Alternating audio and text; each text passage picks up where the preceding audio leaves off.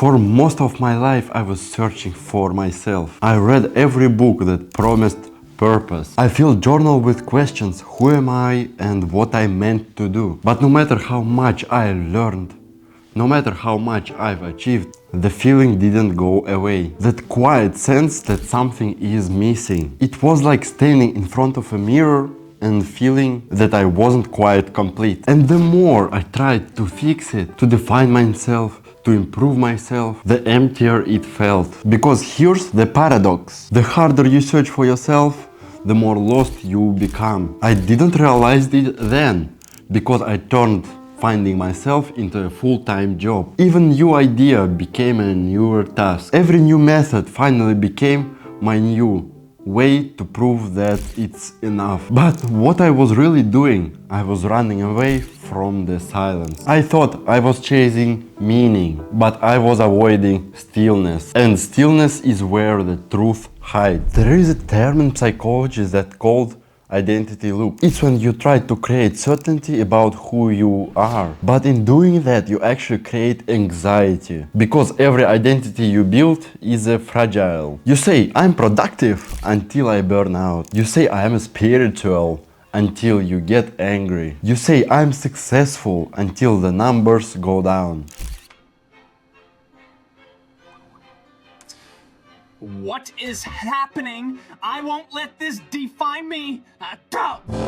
And every time one of those images break, you feel lost again. So you rebuild it, stronger, tighter, shinier. And the loop continues. This isn't just psychological, it's spiritual. Every time you tell yourself who I am, you are reinforcing the idea that you are not already here. And that subtle belief, I am incomplete, is what fuels entire self-help industry. I've seen this even in businesses. Entrepreneurs say that when they build a company, they will be fulfilled. But when the company succeeds, the goalpost moves again. The success becomes a new baseline, and fulfillment stays out of reach. Because your mind only knows how to measure. It doesn't know how to rest. The spiritual world isn't that different. People meditate for 10 years chasing enlightenment, only to realize the chasing act is creating a distance. You can't achieve peace. You can only notice that it was there entire time. The truth is, you can find yourself when you are trying to be someone else. And that's most of us do, until there is no space just to exist. There was a morning that changed everything for me. I woke up exhausted,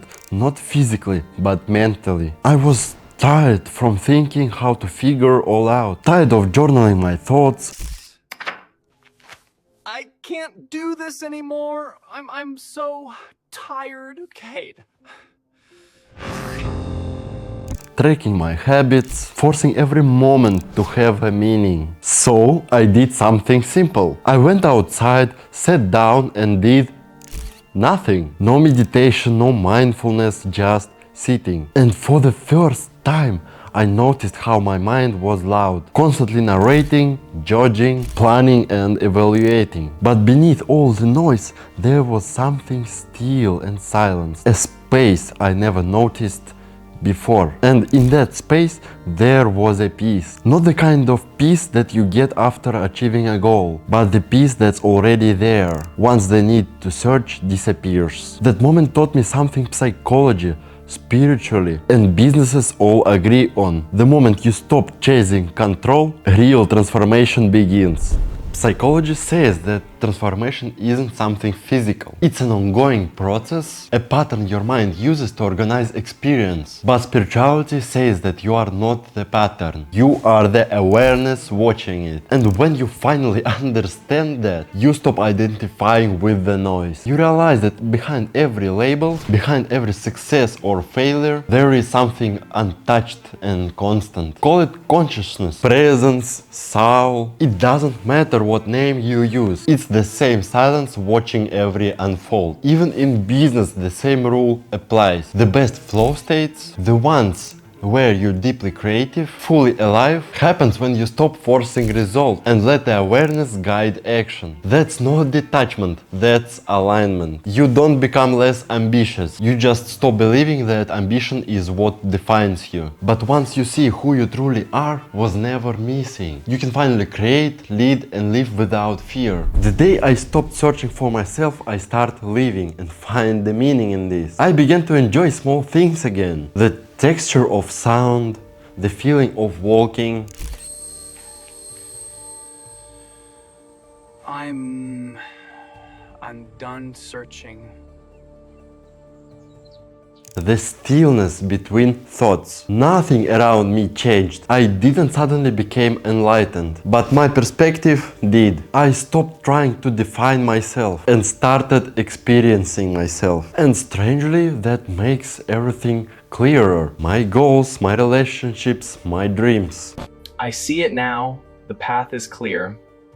No longer a mystery, just execution. Everything became lighter, more honest and achievable. That's the paradox of awareness. When you stop trying to become more, you naturally start becoming whole. I can no longer avoid this part of me. I embrace my shadow, and it becomes one with me. I am whole now.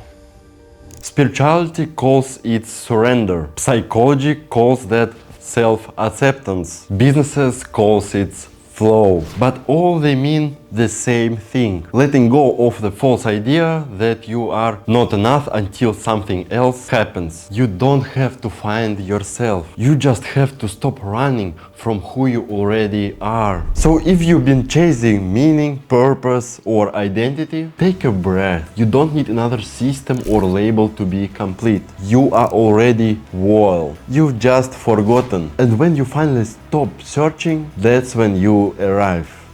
So let's rise together and have a good flight, fam.